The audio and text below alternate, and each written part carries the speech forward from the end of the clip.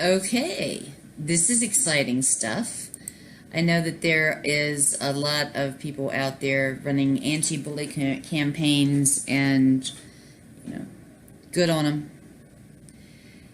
I want to cover how the word bully actually came about, and it might be a little surprising, right? In the 1530s, the word sweetheart was a term of endearment that applied to, well, sex. Actually, not just, I kind of like that person and that's my sweetheart. No, it meant straight up sex with the lady in the world's oldest profession. That's what your sweetheart was. And actually in the 1530s, the word bully, up into the 1680s, meant also a word that could be exchanged for the word ruffian. And a ruffian and a bully were those people that actually protected the sweethearts. How about that? Bet you weren't expecting that one, were you? When you think of a sweetheart, you think of something quite innocent, and when you think of a bully, you think of something, quite mean and, socially inept and everything. But it was actually part of the world's oldest profession. And even Shakespeare coined the phrase bullyrook, which was a newly formed person in the world's oldest profession, set up to take care of and protect the sweethearts. So that's fun. And it's also an adjective, worthy, jolly, admirable, and was first tested in the 1680s to preserve an earlier positive sense of the word. And it had enjoyed the popularity up until the 19th century, where it became something much different. And also the word bully meant bravo, or well done, like bully for you. So there you go. Not everything in a word has to have some bad connotations. I am your faithful Granny Monster, and thank you so much, ActionGal and her news team. And I'm out. Deuces. January 26, 2018 marked the 1-year anniversary of 8-year-old Gabrielle Tay's suicide. 2 days following severe bullying in the bathroom at Carson School in Cincinnati, Ohio, Gabrielle hanged himself with a knotted tie. I can't begin to fathom his mother's reaction when she identified her son's lifeless body. Small for his age, he had been attacked by another student, then kicked and hit by other classmates as he laid unconscious on the floor. Reportedly, school officials told Gabrielle's mother only that he had fainted. The link to the full video of Gabrielle's assault will be included in the description. Please note that a teacher enters the room, just looks at the child, but does absolutely nothing to help. Arriving home around 5:30 p.m., January 26, 2017, 8-year-old Gabrielle Tay, small for his age, was found dead in his bedroom. There was public outrage that no charges had been filed, mainly because of the age of the bullies. Hamilton County Coroner Lakshmi Samarko requested the police reopen the investigation.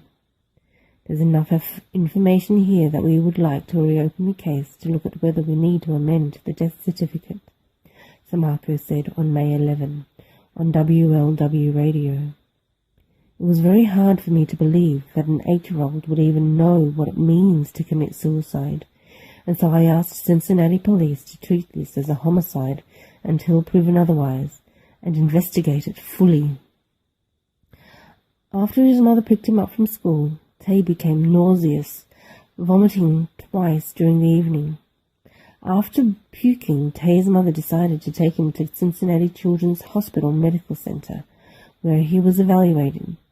He was released from the hospital the next morning at around 6 a.m., and it was determined he had the stomach flu. Branch said, He stayed home from school that day, but attended the next day, returning home and committing suicide inside his room. There is an ongoing lawsuit against Carson. The child had been bullied since first grade, and during third grade, Gabe was the victim of at least 6 incidents of aggressive student behavior. CPS defendants did not notify his parents of 3 of these aggressive incidents. While CPS defendants did notify his mother of 3 of these incidents, they withheld critical information that was needed in order for his mother to protect him from further harm. Tragically, sadly, the rate of suicide among grade school children is rising. The effects of bullying is real and staggering. Bullies kill.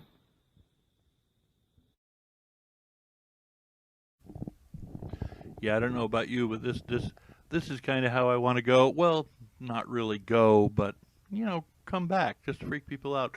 TrulyDisturbing.com. Dead man wakes up during his own funeral. Oh dear. Mourners at the recent funeral in Zimbabwe were caught by surprise, Hinokin, when the guest of honor sat up in his coffin. According to local reports, 34-year-old Brighton Damazathi, the seemingly dead man, woke up last week while friends and family were preparing to pay their respects at his home in Guerrero. Wow. I was the first to notice Mr. Thansey's moving legs as I was in the queue to view his body. At first, I could not believe my eyes, but later realized that there was indeed some movements on the body as other mourners retreated in disbelief. One of the mourners and Zathi's employee told the Herald. Fortunately, Zathi woke up just in time. His body was set to be transported to a funeral parlor later that day. After Zathi resurrected, he was taken to a local hospital where he remained on life support for 2 days before eventually being released. Wow. No kidding. Bodies springing back to life is, perhaps surprisingly, not an uncommon occurrence in Zimbabwe. Earlier this year, a woman who was believed to have collapsed and died during sex woke up screaming after she was placed into a coffin. Well, I'd probably wake up screaming if you placed me into a coffin too, so I totally dig that. In another resurrection, in 2012, a Zimbabwe woman suspected of being possessed was rushed to a hospital after she stabbed herself and was allegedly declared dead. Chronicle reports. However, she did not stay dead for long as she rose shortly after. Well, this is odd. I don't quite know what to make of this. Incidentally, this is on TrulyDisturbing.com, made by Mr. Disturbing was the user, to give credit where credit's due. And holy cow, man, can you imagine going to a funeral and having a dude sit up? Okay. Yikes.